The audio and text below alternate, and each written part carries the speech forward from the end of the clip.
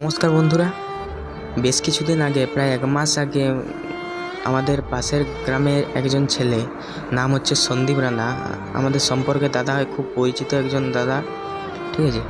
সেই ছেলেটির বেশ কিছুদিন আগে প্রায় 1 মাস আগে ওই মোটামুটি পয়লা আগস্ট একটা মর্মান্তিকভাবে বাইক দুর্ঘটনা ঘটে।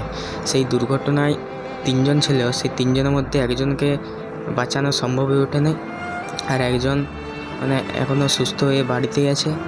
আর একজন আমাদের পাশের গ্রামের যে ছেলেটা সন্দীপ রানা, সে এখন দুর্গাপুরের আইকিউ হাসপাতালে ভর্তি হয়েছে, আইকিউ সিটি হাসপাতালে ভর্তি হয়েছে।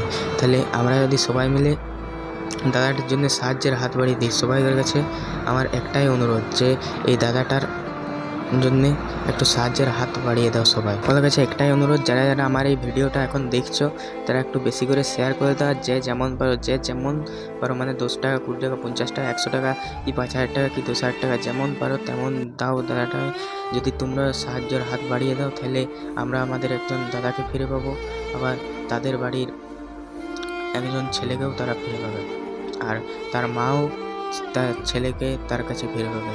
তাই সকলের কাছে অনুরোধ, যারা আমার ভিডিওটা দেখছো একটু বেশি করে শেয়ার করে দাও, যাতে সবাই যা করে হোক আমরা দাদাটাকে বাড়ি ফিরিয়ে নিয়ে আসতে পারি। এটাই আমার বলার ছিল। নমস্কার বন্ধুরা।